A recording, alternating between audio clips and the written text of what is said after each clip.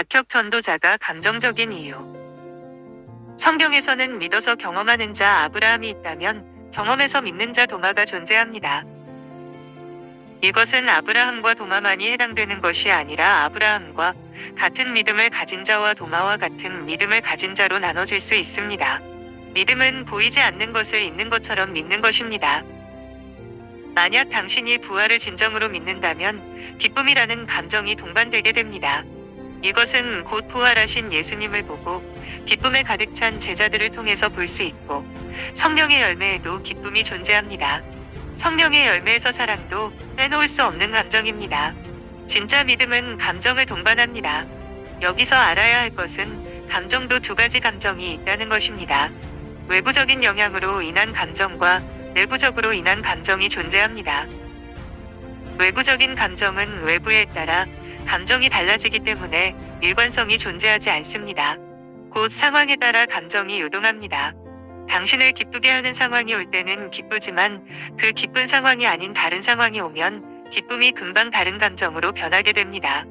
하지만 내부적인 감정은 외부의 상황과 관련 없이 보이지 않는 하나님 말씀을 믿음으로 발생되는 감정입니다. 성경은 외부적인 감정이 아니라 하나님 말씀을 믿음으로써 따르는 감정을 말합니다. 그래서 진정한 믿음에는 성령의 9가지의 열매가 나타나는 것입니다. 이것은 보이지 않는 하나님 말씀을 실체처럼 믿을 때 동반되는 열매입니다. 오늘날 문제는 무엇입니까? 감정이 일관성이 없고 외부에 따라 감정이 요동친다는 것이고, 사람들은 그런 것을 보고 신앙은 감정적이지 않아야 된다는 게 기독교에 퍼져 있습니다. 그 사람이 상황에 따른 감정을 가지고 있는지, 진짜 말씀을 믿음으로 그 감정이 동반되는지는 상황이 변화되면 금방 알 수 있습니다. 우리는 감정에 대해서 알아야 할 게 있는데, 감정을 통해 당신이 어떤 생각을 하고 있는지 알 수 있다는 것입니다. 만약 당신의 생각이 부정적이라면 당신은 무의식적으로든 의식적으로든 부정적인 생각을 하기 때문에 부정적인 감정이 산출된 것이고, 긍정적인 감정은 의식적으로든 무의식적으로든 당신이 긍정적인 생각을 하기 때문에 긍정적인 감정을 가지는 것입니다.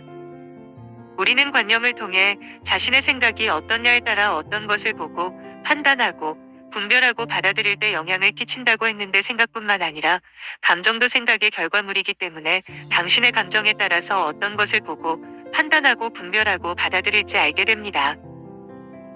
성경에서 보면 바리새인들은 예수님에 대한 악감정을 통해 예수님을 보았기 때문에 항상 부정적으로 보고 부정적으로 받아들였습니다.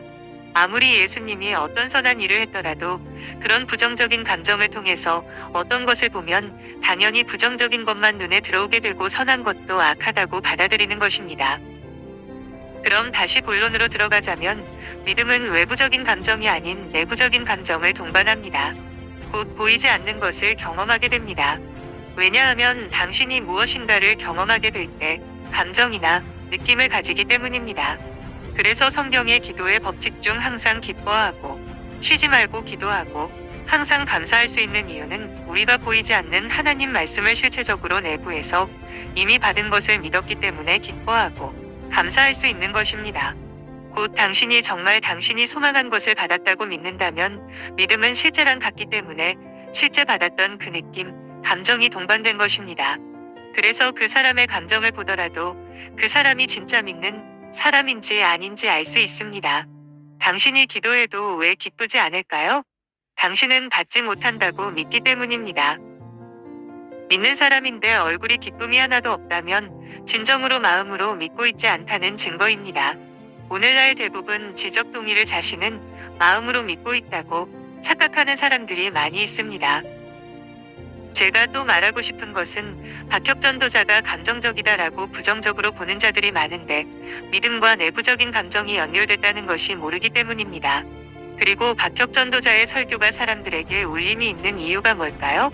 그것은 강한 확신과 확신에 따른 감정이 그것을 듣는 사람들에게도 영향을 주기 때문입니다. 우리는 영적 전이가 생각만 전이되는 것이 아니라 감정도 전이가 됩니다. 항상 부정적인 감정을 표출하는 사람 옆에 있다면 그 감정에 영향을 끼치게 되고, 긍정적인 감정을 표출하는 사람의 옆에 있게 되면 그 감정에 영향을 받게 됩니다. 어쨌든 박혁 전도자가 그렇게 감정적일 수 있는 것은 정말 부활을 머리로 믿고 있는 게 아니라 큰 확신 가운데 믿기 때문에 내부적인 감정이 동반된 것입니다. 곧 실제 부활을 경험한 자처럼 말할 수 있는 것입니다. 그래서 그 설교를 듣는 사람도 영적 전이가 이루어져서 자유함과 기쁨이 있고 하나님에 대한 사랑이 다시 자신에게 전이가 돼서 신앙 회복이 동반된 것입니다.